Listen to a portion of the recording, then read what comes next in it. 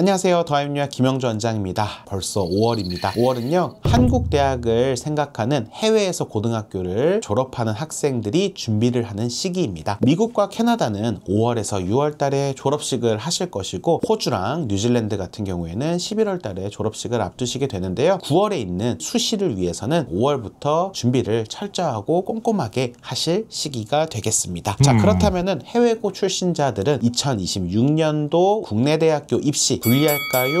유리할까요? 저는 불리하면 불리했지 유리하다라고 생각하지는 않습니다. 우선 해외고를 떠나서 국내 고등학교를 졸업하는 학생들한테도 사실 올해 입시는 쉽지 않을 것이라고 생각합니다. 작년 06년생들에 비해서 07년생의 학생 수가 또 많은 것은 디폴트로 생각할 수 있는 부분이고, 아무래도 요즘에 입시가 좀 불안정한 부분들도 있고요. 또한 학력 양극화로 인해서 인서울에서 어느 정도 대학이 되지 않으면은 대학을 가지 않거나 수도권이나 지방대는 아예 생각도 하지 않는 학생들도 점차 늘어나고 있는 사회 현상 때문이라고 생각합니다. 해외고 학생들이 많이 지원하는 국민대학교가 있습니다. 이 학교 또한 어학 특기자 전형에서 일본어학과가 사라졌고요. 학과 안에서 뽑는 인원수조차도 축소되었습니다. 그러다 보니까 영어로 갈 수 있는 부분에서도 제한적인 부분들이 생겼고, 자기소개서가 없어진 지는 또 오래죠. 그리고 해외고 학생들이 제출할 수 있는 자료 또한 굉장히 제한적이라서 본인의 역량을 보여주는 방법 또한 쉽지가 않습니다. 생각할수록 유리한 부분보다는 불리한 부분이 떠오르곤 합니다. 그래도 이 와중에 서연고를 비롯해서 우리나라의 굉장히 좋은 대학교에 해외고등학교를 졸업해서 진학하고 있는 사례들을 종종 볼 수 있습니다. 자, 그러면 이 학생들은 어떤 점이 조금 더 다른지, 어떤 점이 잘 준비를 하였는지 제가 설명드리도록 하겠습니다. 먼저 첫 번째입니다. 학업에 대한 자료가 변별력 있게 준비되어야 됩니다. 단순히 성적표에서 A를 받았다고 해서 단순히 그 부분으로만 좋은 점수를 평가받지는 않습니다. 내가 전교에서 이 A를 받은 학생이 몇 명이 있다라든지, 혹은 이 A를 받는 것이 얼만큼 어렵고 백분율 기준으로 했을 때는 어느 점수부터 어느 점수까지가 A를 받는 것인지 변별력 있는 자료가 함께 첨부되어야 합니다. 이런 부분들을 해외 학교가 알아서 준비해 줄 거라고 생각하지만 그렇지 않습니다. 대부분의 90% 이상의 학교들은 이런 부분들을 세심하게 준비해 주지 않기 때문에 학교에 직접 요청할 필요가 있습니다. 이것은 국내 고등학교도 마찬가지입니다. 생기부 작성할 때 학종 잘 부탁드린다고 우리 선생님께 생기부에 있는 내용들 학부모님이랑 학생들이 요청드리는 것도 있어요. 같은 맥락이라고 보시면 되겠습니다. 자, 두 번째입니다. 학생부 종합 전형에서 강조하는 자료를 생각하셔야 됩니다. 학종에서 어떤 학교는 학업 역량, 전공 적합성, 그리고 발전 가능성 이렇게 표현을 하곤 있고요. 어떤 학교는 탐구 영역, 진로 영역 이런 부분으로 평가되는 영역들에 대해서 나타나고 있긴 합니다. 하지만 저는 해외고 학생들한테는 이거는 사실 다 같은 얘기다 라고 생각이 듭니다. 당연히 기본적으로 성적증명서 제출하는 거고, 여기서 중요한 생활기록부 대체 서식을 어떻게 제출하냐에 따라서 다른데요. 결국에는 생활기록부 대체 서식에 있어서 제출하는 자료 또한 한계가 있기 때문에 본인을 표현하는 부분에 있어서 굉장히 잘 준비하는 것들은 비슷비슷하다라고 생각이 듭니다. 3년 동안의 기록을 고작 6개의 활동으로 평가하거나 10개 내외의 활동으로 평가를 해야 됩니다. 어떤 학교는요 5개의 활동밖에 제출하지 못하는 경우도 있고요. 심지어는 생활기록부 대체 서식에 작성할 수 있는 설명을 글자 수 50자에서 100자 이 정도밖에 평가하지 못합니다. 내가 몇 년 동안 이렇게 열심히 했던 활동을 불과 이런 몇 개의 활동으로밖에 평가할 수 없다라는 게 좀 안타까운 부분이지만, 이런 푸념은 여기까지만 하겠습니다. 네, 그래서 중요한 것은 학교가 요구하고 있는 제한된 자료 안에서 본인을 충분히 보여줘야 된다는 것입니다. 정답이 있지는 않지만 학교가 좋아할 만한 것들, 그리고 제출 가능한 것들을 잘 알고 준비를 하셔야 됩니다. 마지막으로는요, 학생과 그리고 학부모님이 생각하시는 희망적인 학교와 현실적인 학교를 잘 구분 지으셔야 된다는 것입니다. 제가 부모님과 이렇게 상담을 하다 보면은 많은 부모님께서 우리 아이를 위해서 1년에 이만큼 돈을 썼는데 여기도 못 가느냐 이렇게 많이들 말씀 주시곤 합니다. 최소 이 정도는 갈 수 있을 거라고 생각했다라고 말씀하시는 분들이 계신데요. 인서울을 굉장히 쉽게 생각하시고 있고, 또 중경외시 그리고 여기는 못하더라도 국순세당 같은 경우에는 충분히 갈 거라고 생각하지만 그렇지 않습니다. 해외고 출신자들에는 사실 결과 내는 것이 결코 쉽다라고 이야기할 수 없고요. 기본적으로 한국 대학교는 해외고 출신자들을 국내 고등학교 출신자보다 더욱더 경쟁력 있고 선호된다고 할 수 없겠습니다. 그래서 본인이 정확히 어느 정도 갈 수 있는 스펙인지를 냉정하게 따져볼 필요가 있습니다. 그리고 상향 지원 지원과 안정권을 같이 준비하면서 입시를 또 긍정회로만 돌릴 수 없잖아요. 혹시라도 상향 지원이 안 됐을 때는 여기라도 갈 수 있도록 이런 세팅이 반드시 필요하다라고 생각이 들고, 그래야 효율적으로 시간을 사용하실 수 있겠습니다. 이번 2026년도도 잘 마치겠지만 사실 2027년도 입시까지를 끝내고 나서 저는 2028년도 입시에 희망을 걸고 있습니다. 많은 부분에서 대입이 달라지기 때문입니다. 국내 고등학교 학생들에게도 2028년도 대입이 변화되는 것들이 많은 만큼 해외고 학생들에게도 많은 것이 변화될 것이라는 변별력 있는 평가가 이루어질 것이라는 희망을 걸고 올해도 잘 준비해 보도록 하겠습니다.